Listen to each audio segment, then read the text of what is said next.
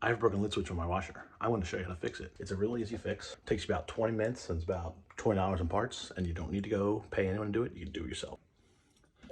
The lid switch is located up here, and it's probably one of like 3 most common reasons washers dry. Washers are really relatively simple.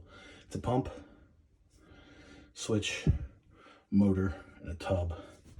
So there's really not much that can go wrong. Obviously there's a timer and all this kind of other stuff too, but in general, lid switches go. Pumps get stuck. Pumps don't even break or leak. Sometimes they just get stuck with like a sock or something like that. I don't have to deal with that in this instance. I need to deal with the lid switch. Now, if you open it, you'll hear it clicking. That's basically what's engaging and disengaging the lid switch when you hear it. Listen. That click. Now, basically, there's a bar. This is a lid switch. And there's a bar that's popping up here and engaging and disengaging that on the end of the lid. And it goes bad. So we gotta take this top mechanism off, which is really easy to do. You can mess up more. Like sometimes, like basically it comes off of these side pieces you gotta take off. And if you do it wrong, you can actually break the side pieces, and it costs you more to fix these or get replacement parts for these than it does for the actual lid switch. So you gotta be careful of that. It's plastic. If it sounds like it's about to break, it probably is. Pull back. But this washer, I don't know how old this washer is. This washer was in the house when I moved in here, and I moved in almost like 8 or 9 years ago. So I'm thinking the washer's probably got to be at least 15 years old, but it works fine until it stopped working fine. So lid switch is fixed. All right.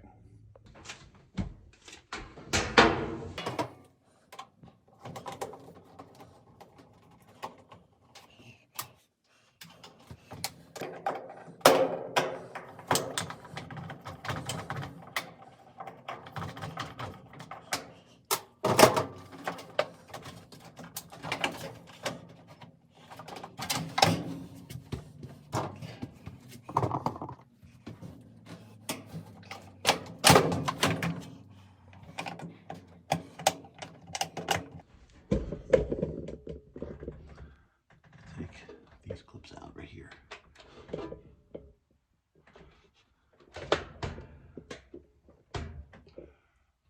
Clips right here.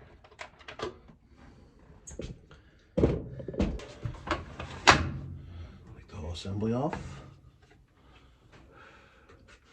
These were supposed to have clips on them like this.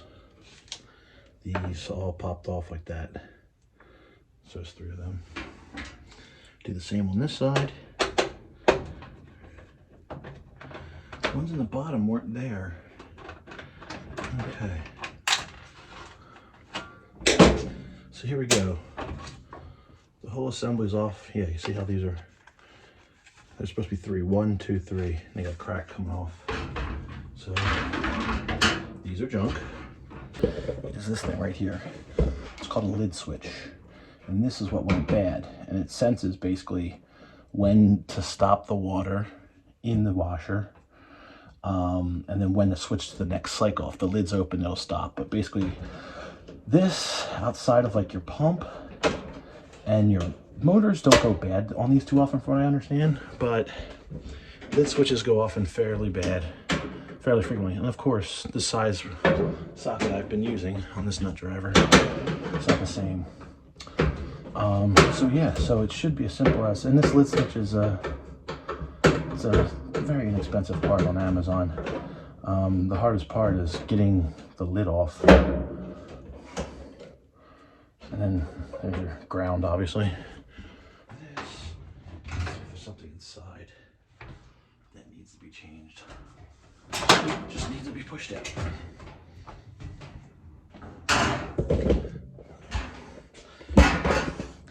Yeah, so I literally just pushed it out.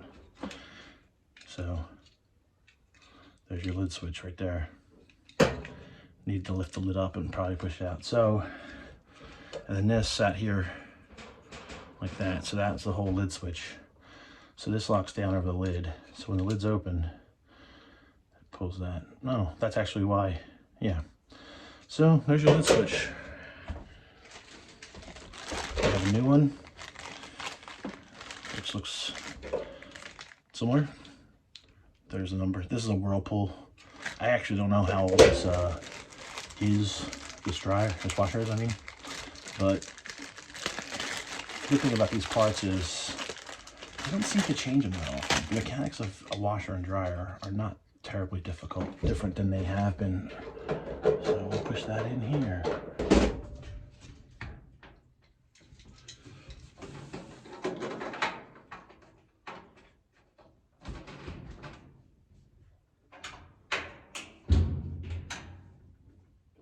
I can hear it engaging now. So move this back over. And that's really it. I mean, you just saw how simple that was. You just basically pop the old one out, put the new one back, put the new one on. The hardest part's getting your console top part off. I mean, the reason I actually had to get new end caps is because I was so bullish in pulling it off. If I took the end caps off like a normal person, I would have had it. Actually, if I'm not mistaken, it might have cost me more to replace those caps that I broke than the actual lid switch. I think like the lid switch was like a $20 part, and those caps were like $50 for the pair.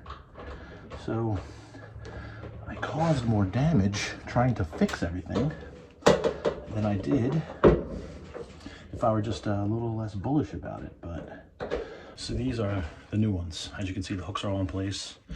They're not on the other one. So basically, I'm just gonna put them back in, and they hook in like that. Boom. This all fastens together and holds everything in place right under your lid switch, and then that all slides back in together. Take that, put this over here.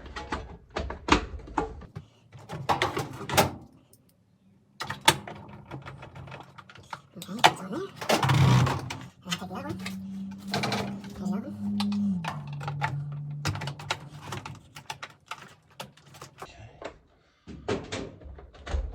So they're both back on.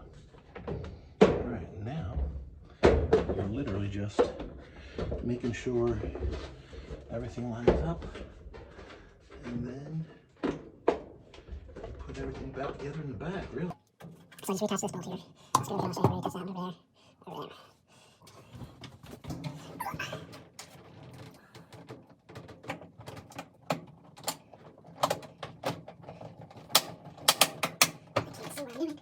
where it gets out over there.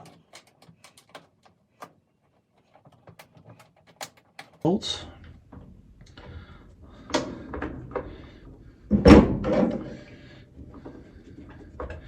And a couple screws, really. It's an incredibly easy change to make. So I wouldn't say it's DIY friendly, but it's one of those things where if you knew how to do it, you'd probably save a decent chunk of change on this expensive service call.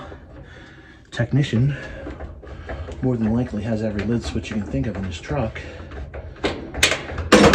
So I would imagine technician, if it took him any more than 20 minutes to fix this, he's probably new on the job.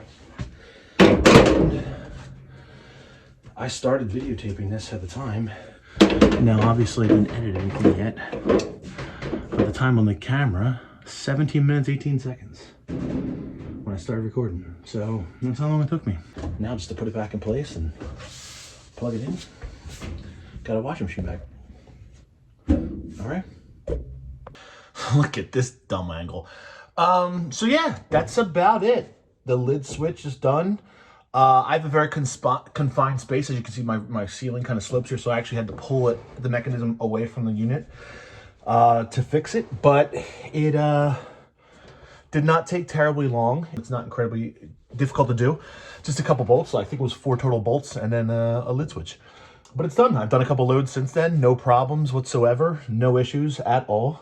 Fortunately, I didn't have to show you how to replace the pump, because that's a little more involved. That involves taking the front off of it and usually just unclogging the pump. Pumps, lid switches are pretty common things on washers that break. And pumps actually usually get clogged, then they break. So if you can unclog a pump first, you're probably good to go. Most people put their laundry in, then fill the tank. And this often happens if you fill the tank, then throw the laundry in. A sock, especially like a lighter sock, like a woman's sock or a kid's sock, something that's not as like a heavy duty sock, float up to the top and then fall down the tank and get sucked up into the pump, and that clogs the pump. So, but anyway, it's easy to do. just have a little bit of faith in yourself and some time. You know, I would recommend taking it away from the area, getting yourself the ability to work around the whole thing. I did not have that luxury because right here I have a hallway that's just as cramped as this area too. So unfortunately, if I just pulled it out into the hallway, it wouldn't have done me any good other than just making me have to move it further back to get it back in place. But yeah, if you can get behind the washer to give yourself some working space, it's obviously best. So I was working in a confined space. I think if I wasn't working in confined space and had done this before, I could have probably even shaved my repair time down to like 12, 15 minutes as opposed to 17 minutes it took me. Actually, it took me longer to shoot and edit this video than it did to actually make this repair.